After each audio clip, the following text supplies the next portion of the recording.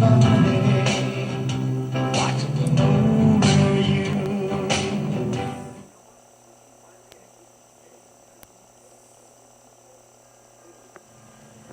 happy to join with you today in what will go down in history as the greatest demonstration for freedom in the history of our nation.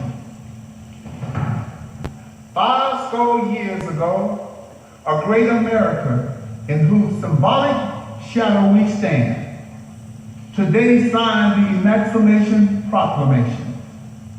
This momentous decree came as a great beacon of light of hope to millions of Negro slaves who had been scarred in the flames of a weltering injustice. It came as a joyous daybreak to end the long nights of their captivity. But 100 years later, the Negro still is not free. 100 years later, the life of the Negro is still sadly crippled by the manacles of segregation and the chains of discrimination. 100 years later, the Negro lives on a lonely island of poverty in the midst of a vast ocean of material prosperity. 100 years later, the Negro is still languishing in the corners of American society and find himself in exile in his own land. So we have come today to dramatize a shameful condition. In a sense, we have come to our nation's capital to cash a check. When the architect of our republic wrote this magnificent words of the Constitution and the Declaration of Independence, they were signing a promissory note to which every American was to fall heir. This note was a promise that all men, yes, black men as well as white men, would be guaranteed the unalienable rights of life, liberty, and the pursuit of happiness. It is obvious today that America has defaulted on this promissory note insofar as her citizens of color are concerned. Instead of honoring this obligation, America has given the nation people a bad check which have come back marked insufficient funds. But we refuse to believe that the Bank of Justice is bankrupt. We refuse to believe that there are insufficient funds in the great vault of opportunities of this nation. So we come to cash this check, a check that will give us the man and the riches of freedom and the security of justice. We also come to this hollow spot to remind America of the fierce urgency of now. This is no time to engage in the luxury of cooling off or to take the tranquilizer drug of gradualism.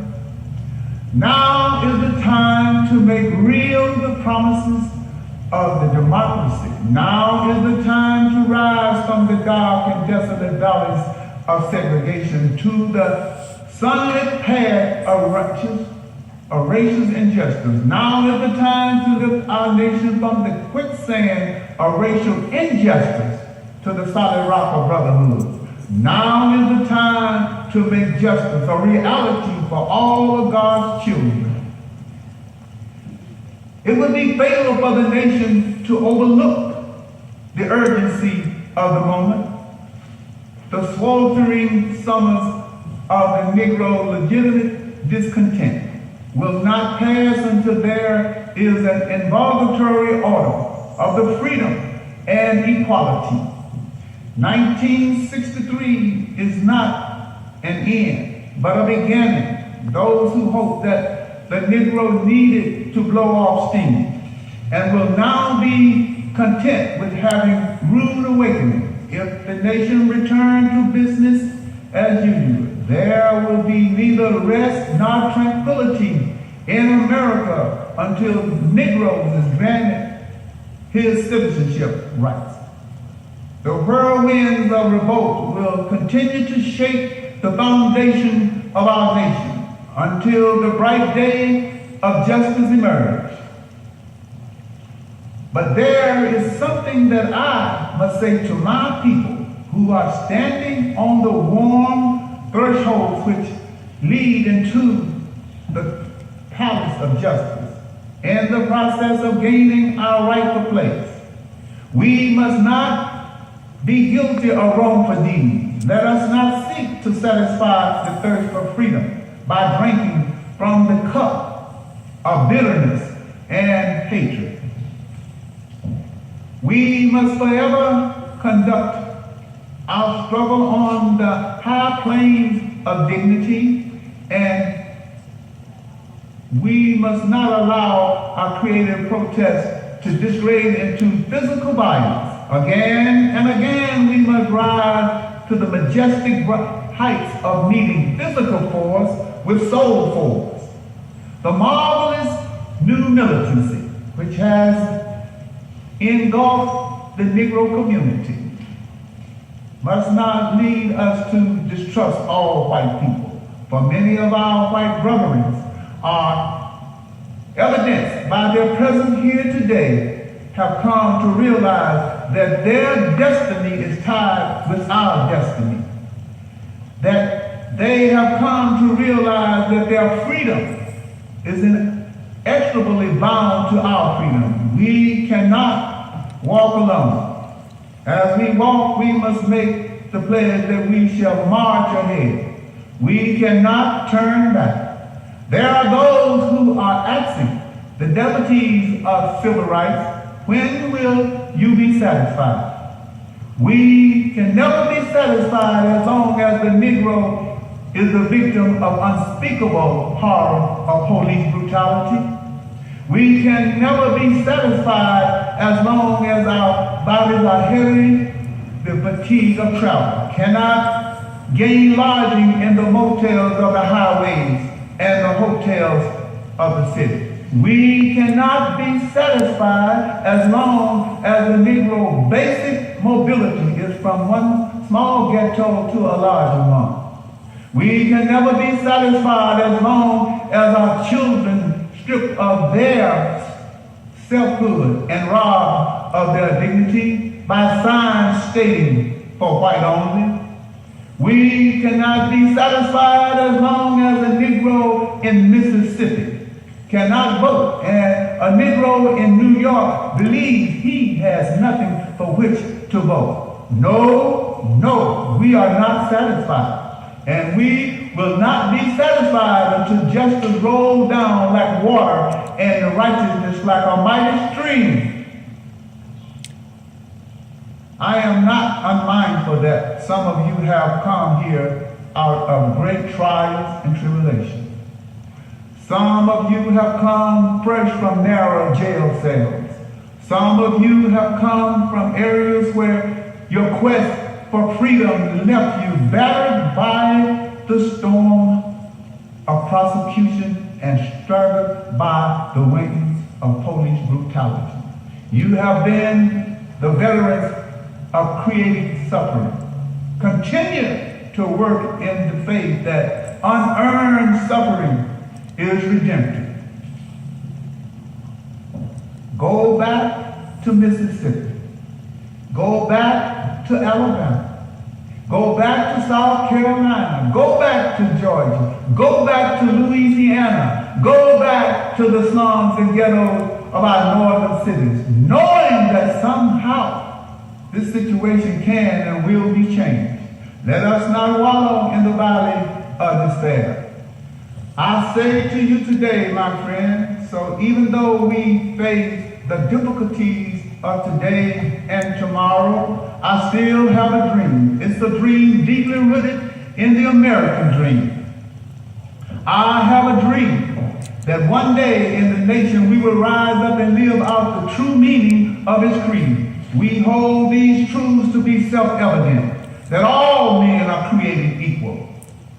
I have a dream that one day on the red hills of Georgia, the sons of former slaves and the sons of former slave owners will be able to sit down together at the table of brotherhood. I have a dream that one day the state of Mississippi, a state sweltering with the heat of injustice, sweltering with the heat of oppression, will be transformed into an oasis of freedom and justice.